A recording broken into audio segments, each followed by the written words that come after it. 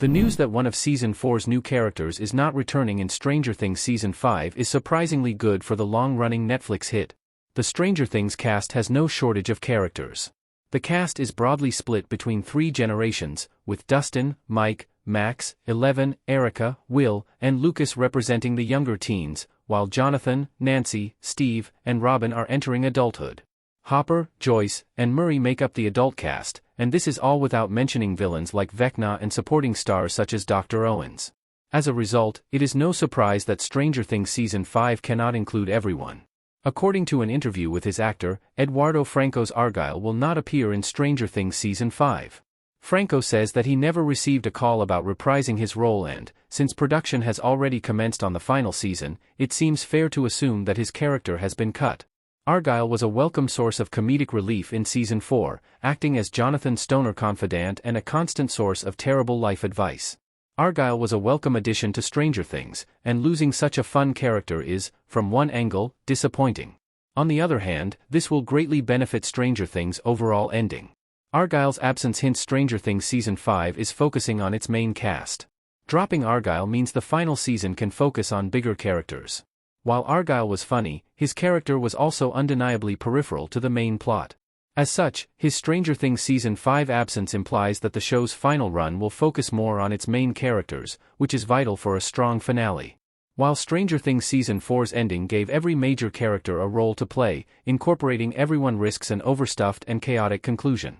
Argyle's exit is good news, since Stranger Things can now narrow the final chapter's focus and ensure major characters get satisfying endings instead of spreading the narrative too thinly via the presence of unnecessary figures.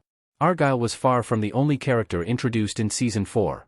That expansive outing also added Angela, Chrissy, Eddie, Vicky, Yuri, Enzo, and Jason to the show's cast. While Stranger Things had the freedom to introduce more newcomers in its penultimate season, Season 5's plotting must tighten up considerably for the show to end its story perfectly. For Stranger Things ending to do justice to each member of its main cast, Season 5 needs to drop unnecessary supporting stars. Stranger Things Season 5 already has enough supporting characters. The series has a large number of minor characters, even without Argyle. Stranger Things main cast looking up at Hopper's cabin. Not only are there plenty of existing characters for Season 5 to focus on, but a Stranger Things cast photo posted on the show's official social media suggests that Robin's love interest, Vicky, will have a bigger role in this outing. Add in the fact that Terminator hero Linda Hamilton will play a new character in Season 5, and viewers are already guaranteed that the final season of the series will have a packed supporting cast, even without Argyle. The ending still needs to be about the main group, however, so the increased presence of Vicky and Hamilton's debuting character made Argyle's exit even more necessary. Stranger Things Season 5 will have less comic relief. Cutting explicitly comedic characters from the cast could help Stranger Things Season 5's tone.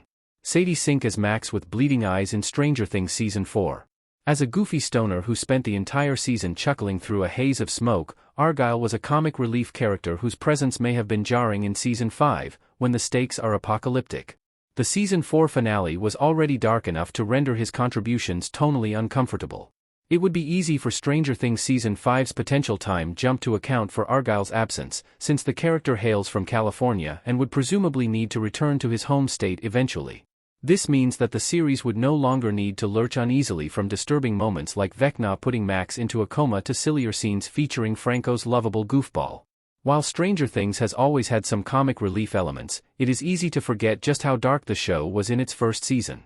Scenes like Mike almost being killed by a bully betray the dark heart of the series, something that the show should lean into with its final outing.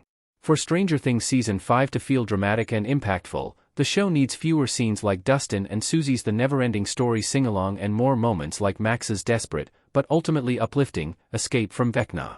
To this end, outright comedic characters should be jettisoned from Stranger Things in Season 5.